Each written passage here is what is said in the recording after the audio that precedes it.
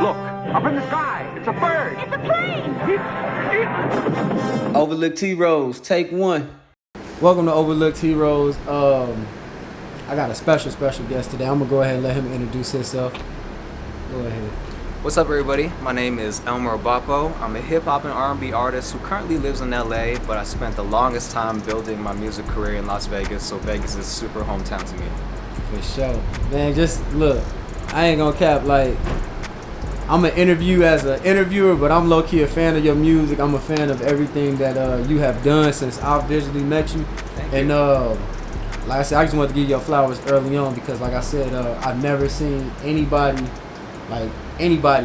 work as hard as you, Thank you, man. doing this shit. So from the beats to the video editing, from the content, from the performing, you know, you pretty much got the whole package.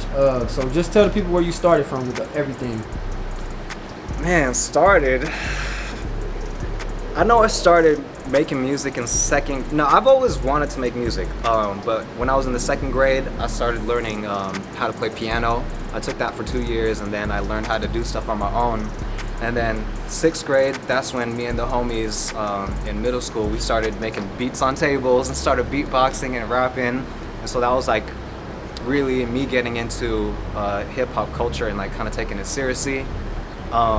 Sophomore year, the homie gave me a copy of FL Studio, started making beats on there, and I want to say sometime 2013, 2014, started going to open mics, started performing a lot more, and taking my career seriously, like making that shift to be like, okay, this is really what I want to do. And even still at the time, I was in architecture school, so I went and got an architecture degree, but still always came back to the music, and I'm doing music full time, and that's where I am now. Nah, for real, that's dope. So like with the shows and everything, because like I said, I see a lot of people get shows out here, but it's never to like the level of where you've reached. And I don't know if some people realize that, but you're actually like on the strip doing shows in front of huge crowds. How did that get started to where you just got to doing like more of those type of venues? I will say that, I mean, obviously it didn't start out like that. I had to build a lot of confidence. Like one thing I do want to shout out is Money Plays. Money Plays is that place where I just got to do whatever and hone my skills and practice my skills as a performer. But as far as how I got to getting bigger shows and getting to bigger places and whatnot, I want to say it's just persistence and consistency. I don't think it has anything to do with talent, even though I feel like I am talented. But really, all right, here's a little tip. This is what I actually used to do. I would go on Facebook events, look to see what's coming on in the next couple months, and for real, just email or call those people and say like, hey, do you need a performer? Do you need an entertainer? And I would try to do 10 of those every single day. And that's when like I first became a self-employed artist, when I didn't have anything. And it was tough because like sometimes you don't get responses, but I think eventually as people got to know me more and I got to perform more and they saw what I did, it just became word of mouth from there. But it all started from consistently going out and not being scared, letting go of your ego, and just doing as much as you can on a consistent basis every single day. Yeah. Definitely. Tell the people how your transaction's been. Your transition to LA from Vegas. LA has definitely been the most challenging transition for me. I grew up in Vegas, so I knew a lot of people, so I had kind of like a base of people that helped me start out here, and I had just, I had been performing everywhere. So moving to LA, I moved to LA in the middle of the pandemic, and that's at a time when like nobody wants to meet nobody, And so it's just getting to the point for me where I'm starting to meet more people, I'm starting to actually, get money for what I'm doing.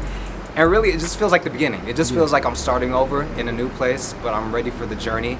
And I feel like in LA, if you can make it in LA, that's like the true test of like, you as an artist, you as a musician, you as a business person, as a hustler. If you can make it in LA, I feel like you can make it anywhere. Yeah, for sure. And for the kids that's watching, man, just toss them a little advice, the ones that's actually in Las Vegas, trying to grind and get to the level that you've reached. Give them just a little tip of advice on what to do. To try to, get to that point. I think the biggest thing, and I still work on this myself, and I still deal with it with myself.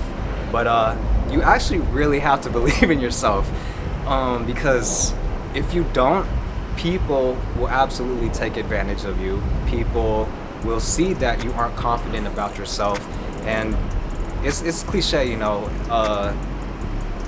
If everybody else like doesn't believe in you, like you still have to believe in yourself, because nobody else will until you believe in yourself. I think you may get lucky. You might find some people that be like, "Yo, you're dope," and they'll tell you and they'll give you the confidence booster. But it really does start with yourself, and that's something that I'm still working with on myself, because every single day I read myself an affirmation to myself of what I want to be. I read it in the morning, read it in the evening, and I try and remind myself throughout the day, so that subconsciously I'm always understanding of where I'm supposed to go and who I want to be. So just know exactly what you want to do and believe in yourself. I feel that. That's actually a dope way to look at that. Yeah. So as far as 2022, what do you see as far as music? What do you look like you got working on? You got any new projects? Yeah. Music? Previously I thought I was going to do an album, but I think I have just a bunch of music on tuck that I'm going to release as singles. Obviously still have to plan out what I'm going to do with them, plan out the artwork, plan out the rollout. And then I've also been transitioning into a producer role as well. So not only making beats, but one thing that I actually do like to do is just be in the studio helping people bring their song to life and contributing ideas. And I feel like that's where I really thrive. So I just want to do more of that. And I feel like LA is a good place, because that's just, you know, recording music, entertainment capital central over there. I feel it. I feel like you need to tap into acting, honestly. I think I would do acting too. A TV show waiting on you for sure. Yo, honestly, I think oh wait, I can't say it. Never mind. It's all good. We're gonna keep that good. But yeah, man. Anything else you want to say to the camera? Definitely let them know where they can follow you, where they can find your music and everything else.